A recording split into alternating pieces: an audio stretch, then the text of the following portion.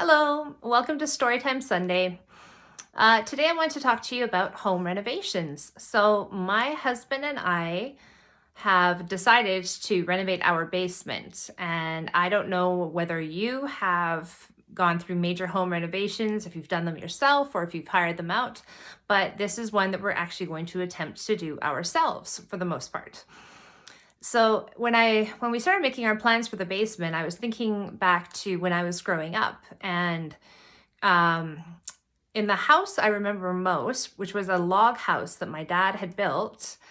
The house was fairly small because we were three kids in a very small log house that my dad had built, and so my parents had decided to build an addition that would be the living room. And this living room addition was, the square footage of it was larger than the square footage of, or at least of the main floor of the log house. And it had a 2-story high ceiling it was a vaulted ceiling with skylights. And when my dad was putting up the paneling for the ceiling, he had this 2-story high scaffolding. And my younger brother and I think we were about 8 and 6, so I was 8.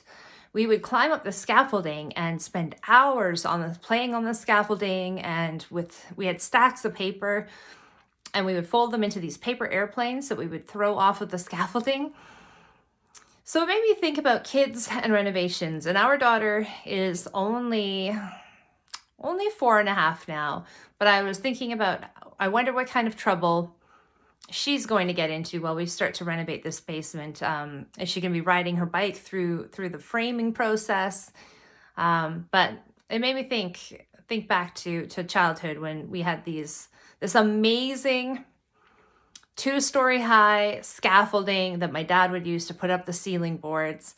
And my brother and I, we loved playing up there, and we loved throwing our paper airplanes off of it. So anyhow, I wanted to wish you a happy Sunday and thank you for being part of our community.